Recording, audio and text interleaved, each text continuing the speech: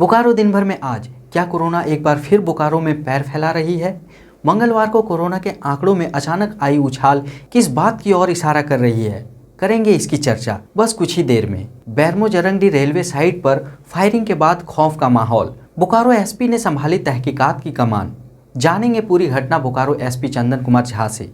नमस्कार, साल 2021 के आखिरी बुधवार के बोकारो दिन भर में आपका स्वागत है। मैं अजय राज। बोकारो की सुर्खियों में जिले के मौसम के अचानक बदलते मिजाज की करेंगे बात। हेमंत सोरेन सरकार के 2 साल पूरे होने के कार्यक्रम में चलेंगे और बैडमिंटन के कोर्ट से भी खबर लेंगे, क्योंकि वह जिले के 250 से ज़्यादा खिलाड़ी एक दूसरे के आमने सामने हैं। साथ ही साथ ओमिक्रॉन और कोरोना की स्थिति भी जानेंगे। चर्चा और भी खबरों पर करेंगे, लेकिन उससे पहले जान लेते हैं देश दुनिया का हाल। महाराष्ट्र सरकार ने बढ़ते कोरोना के मद्देनजर न्यू ईयर सेलिब्रेशन संबंधित नए निर्देश जारी किए हैं। समुद्र तट, पार्क जैसे जगहों पर इकट्ठा नहीं होने की अपील की है। महाराष्ट्र सरकार में मंत्री आदित्य ठाकरे ने कहा है कि मुंबई में कोरोना पीड़ितों की संख्या एक दिन में 2000 के आंकड़े को भी पार कर सकती है। विश्व स्वास्थ्य संगठन यानी WHO ने बताया है कि पिछले हफ्ते पूरी दुनिया में कोविड मामलों में 11% का इजाफा हुआ है और ओमिक्रॉन से खतरा बहुत ज्यादा है। ओमिक्रॉन का असर दुनिया भर की उड़ानों पर पड़ा है। पिछले 5 दिनों में करीब 11,500 से ज्यादा फ्लाइट्स रद्द हुए हैं। सेंचुरियन में पहले क्रिकेट टेस्ट मैच में भारत ने दक्षिण अफ्रीका के सामने जीत के लिए 305 रनों का लक्ष्य रखा है। सप्ताह के तीसरे दिन सेंसेक्स 90 अंक और निफ्टी 19 अंक गिरकर हुआ बंद। सोने की कीमत 100 रुपए प्रति 10 ग्राम गिरी, तो वहीं चांदी का कीमत सामान्य बनी रही। अब एक नजर आपके राज्य झारखंड की 3 बड़ी खबरों पर। झारखंड सरकार की दूसरी वर्षगांठ के मौके पर मुख्यमंत्री हेमंत सोरेन ने राज्य के गरीब यानी राशन कार्ड धारियों को 25 रुपए सस्ता पेट्रोल देने की घोषणा की। इससे करीब 60 लाख राशन कार्ड धारियों को साल 2022 के 26 जनवरी से सस्ता पेट्रोल मिलेगा। झारखंड में कोरोना की रफ्तार हर रोज बढ़ती जा रही है। एक दिन में 155 नए मामले के आने के बाद राज्य में एक्टिव मरीजों की संख्या 608 हो गई है। सबसे ज्यादा केस रांची में पाए गए हैं। झारखंड के कई इलाकों में मंगलवार रात तेज बारिश हुई और बोकारो, गुमला जैसे जगहों पर ओलावृष्टि भी हुई। राज्य के बड़े हिस्से में बुधवार को भी दिन भर बादल छाए रहे। ऐसे मौसम में ठंड के और बढ़ने की उम्मीद है। तो यह थी देश दुनिया और झारखंड की खबरें। अब नजर डालते हैं बोकारो के 9 प्रखंडों की खबरों पर, जो आज सुर्खियों में बनी रही। कोरोना एक बार फिर बोकारो में पैर फैलाता नजर आ रहा है और अब हमारी जरा सी लापरवाही भी बड़ी परेशानी को न्योता दे सकती है। 28 दिसंबर यानी कल आई सरकारी आंकड़ों पर नजर डालने पर कोरोना के नए मामलों में अचानक एक बड़ी उछाल देखने को मिली। मंगलवार से पहले जहां जिले में हर रोज 1 या 2 नए कोरोना मामले सामने आ रहे थे, 25 दिसंबर को कोई नया मामला नहीं आया था, वहीं कल बोकारो में कोरोना के 8 नए पीड़ित पाए गए, जिसमें जिले में एक्टिव मामले की संख्या तुरंत से 13 हो गई। हम इस संकेत को हल्के में लेने की गलती नहीं कर सकते, जबकि पूरे दुनिया में कोरोना अपने एक नए वेरिएंट के साथ हर दिन भयानक रूप लेता जा रहा है। वहीं देश के कई राज्यों में कोरोना के मद्देनजर नाइट कर्फ्यू और अन्य एहतियात बरत लिए गए हैं। पड़ोसी राज्य बिहार के मुख्यमंत्री नीतीश कुमार ने तो तीसरे लहर के संकेत की बात तक कर दी है और झारखंड के अन्य जिले कोडरमा और रांची में कोरोना के नए मामलों में तेजी से बढ़ोतरी हुई है। हमें सिर्फ सरकार के निर्देशों का पालन नहीं करना है, बल्कि दूसरे लहर के अनुभव को भी उपयोग में लाना है।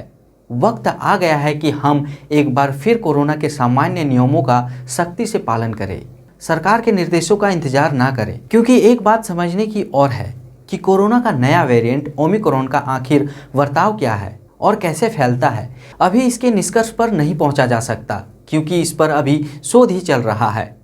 आपको बता दें कि बोकारो में अब तक 19,503 लोगों को कोरोना से पीड़ित पाए गए हैं। इनमें से 19,204 लोग स्वस्थ हुए, जबकि 286 लोगों की मौत भी हुई है। बोकारो जिले के बैरमो जरंगडी रेलवे साइड में सोमवार रात हुई फायरिंग की घटना से वहां के लोगों में खौफ है। आपको बता दें कि बोकारो थर्मल के CCL जरंगडी रेलवे साइडिंग के आसपास सोमवार रात करीब 9 से 10 बजे के बीच दहशत का माहौल हो गया था, जब गोलियों की आवाज़ सुनाई देने लगी थी। घटना की गंभीरता को समझते हुए बोकारो एसपी चंदन कुमार झा ने एक टीम गठित करने के साथ खुद भी कमान संभाली और घटना स्थल पर पहुंचकर तहकीकात किया। मैं बोकारो जिला के जरंडी साइडिंग पे कुछ अज्ञात हमलावर आए और उन्होंने हवाई फायरिंग भी की और कुछ जो वहाँ गाड़ी खड़ी रखी हुई थी उस पर भी फायरिंग की गई। इसमें किसी भी व्यक्ति या कोई ऐसे प्रॉपर्टी को डैमेज नहीं हुआ है, लेकिन हमारे लिए एक बहुत ही महत्वपूर्ण केस है। इसमें जो लोग शामिल हैं, प्रथम दृष्टया यह एक आपराधिक संगठन का ही काम लगता है, लेकिन इस स्थिति में अभी मैं नहीं हूँ कि कन्फर्म बताऊँ, बट प्राइमा फेसी एक क्रिमिनल एक्टिविटी है। कुछ लोगों के नाम सामने आ भी रहे हैं, हम लोग उसको वेरीफाई कर रहे हैं। कुछ वक्त भले ही लगेगा इसमें, लेकिन हम लोग एक जो सही लोग हैं, जो जेन्युइन इसमें इन्वॉल्व हैं, सभी को हम लोग इसको पकड़ के कानूनी कार्रवाई करेंगे। जांच के दौरान कुछ स्पष्ट आ पाया कि सर की कौन लोग? हाँ, नाम तो कुछ कल रात के बाद से अभी तक कुछ नाम सामने आया है, लेकिन चूँकि अभी कंफर्म्ड कुछ नहीं है तो वो बताना प्रेस के सामने सही नहीं होगा। बट कुछ नाम आए हैं ऐसे संगठन का जिस पे हम लोग काम कर रहे हैं। सर, ये नक्सली घटना है कि नहीं? प्रथम दृष्टया तो नहीं लगता है कि ऐसी कोई नक्सली घटना है ये, और बाकी हम लोग अभी जाँच कर रहे हैं। जाँच होने के बाद ही कन्फर्म बता पाएंगे। किन मकसद से सर घटना का अंजाम दिया गया? अब रेलवे साइडिंग है तो हो सकता है इकोनॉमिकल इंटरेस्ट ही, जो एक आर्थिक जो है वही कारण प्रथम दृष्टया लग रहा है, और जो यहाँ बिजनेस होता है हो सकता है उसकी लेके कुछ उनका अपना इंटेंशन हो। अभी चूँकि रात में ही हुआ है और हम लोग अभी वर्क कर ही रहे हैं तो अभी कंफर्म तो नहीं पता, बट हो सकता है कि आर्थिक हो या डराने धमकाने के लिए गैंगवार होगा सकता है। गैंगवार तो नहीं, चूँकि कोई दो पक्ष के बीच की बात नहीं है, और यहाँ ये हो सकता है यहाँ जो काम कर रहे हैं उनको टारगेट करने के लिए तभी सारे ऑप्शन खुले हुए हैं जिस पे हम लोग काम कर रहे हैं। इससे पूर्व भी इस तरह की एक घटना सामने आई थी सर। इस जगह पे 18 में घटना आई थी सामने, जिसको हम लोगों ने स्टडी किया है। उसमें भी कुछ गिरफ्तारियां हुई थी, शायद पूरी तरह नहीं हो पाई थी, जो मुझे जानकारी है। अभी हम लोग उस पर भी काम कर रहे हैं।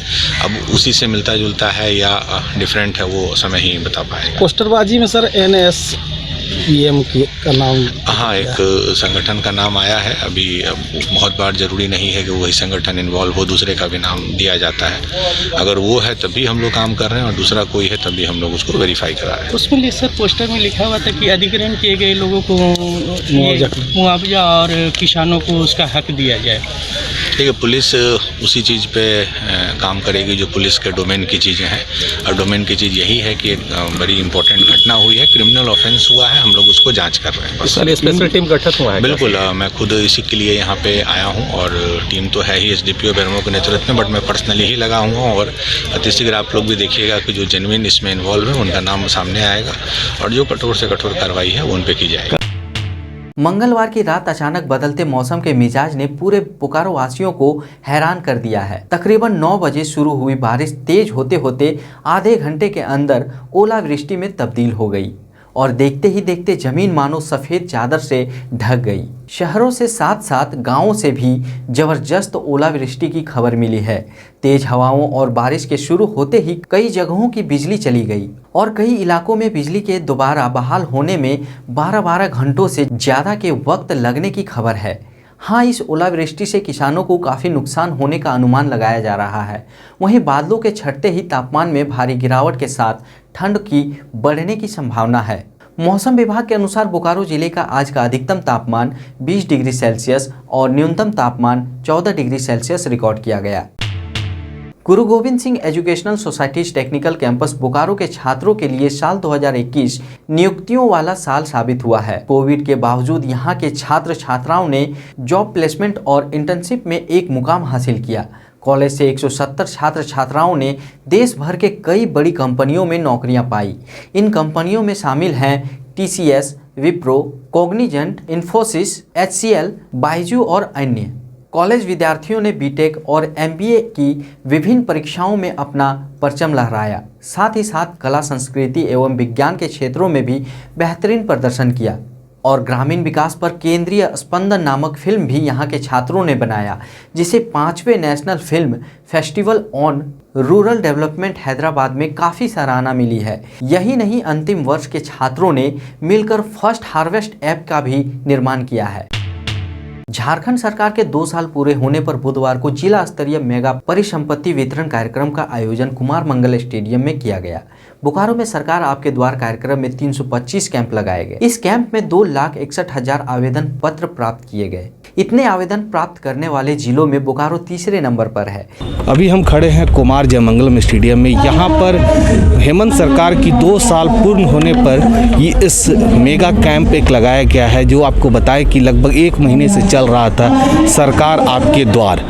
उस मेगा का आज यहाँ पर जो इस साल योजनाएं शुरू हुई है उसका भी उद्घाटन ऑनलाइन होगा और आएंगे शिक्षा मंत्री जगन्नाथ महतो जी। हम चलेंगे इस कैंप के अंदर, देखेंगे कि किस किस तरह का कैंप लगा हुआ है और 2 साल में क्या क्या उपलब्धि की है सरकार ने।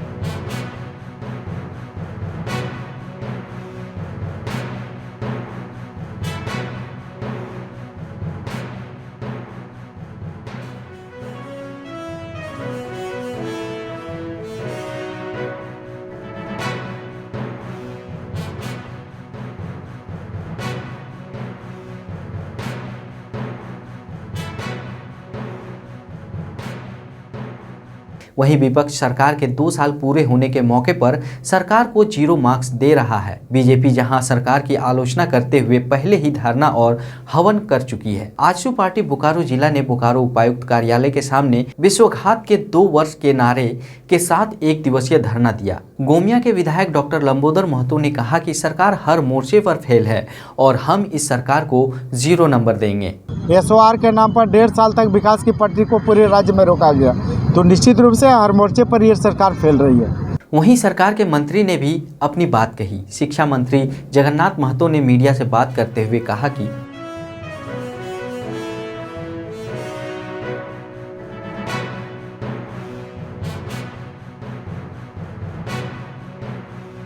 ऐसा है ना, विपक्ष के कोई काम है नहीं। हेमंत सोरेन को बदनाम करने का कोशिश किया जा रहा है। हेमंत सोरेन ऐसा खिलाड़ी है, कहाँ पीछे चला जाएगा विपक्ष पते नहीं चलेगा। जहाँ लोग को जगह मिलता बोलता है, उसमें हम लोग बोलने के लिए किसी को मना ही नहीं, लेकिन वो देखते रहिए क्या होता है। देखिए इसमें कुछ बात है, लेकिन वो बाद में जो बादल है ना छट जाएगा, क्लियर हो जाएगा झारखंड।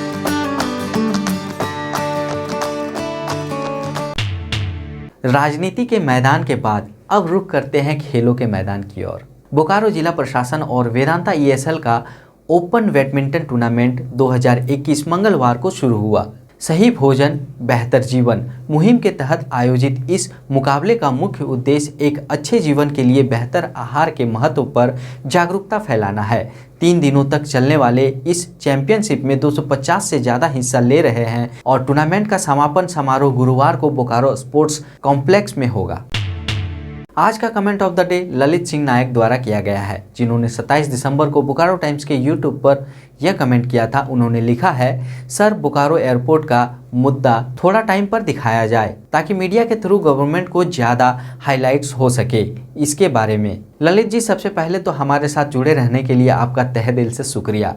और मैं आपको बताऊं कि बोकारो एयरपोर्ट से जुड़ी खबरों में हम समय समय पर दिखाते रहते हैं, पर यह विकास का एक ज़रूरी मुद्दा है और इसे प्रमुखता मिलनी ही चाहिए। इसलिए आपके सुझाव पर अमल करते हुए ये हम बोकारो एयरपोर्ट से जुड़ी कुछ नई खबर आप तक जल्द ही पहुंचाने का प्रयास करेंगे। अपने सुझावों के साथ हमारे साथ बने रहें। साल 2022 के लिए आपको बहुत बहुत शुभकामनाएं। एक बार फिर आपका धन्यवाद। आप अपने आसपास की घटनाएं और समस्याओं को हमें व्हाट्सएप कर सकते हैं। हमारा व्हाट्सएप नंबर है 9334210302। इसी तरह बोकारो के तमाम खबरों को जानने के लिए आप हमारे चैनल बोकारो टाइम्स को लाइक करें, सब्सक्राइब करें और शेयर करें। फिर मिलेंगे बोकारो दिन भर में सोमवार से शुक्रवार रात 8 बजे। तब तक के लिए नमस्कार। बने रहें thetimesmedia.com पर।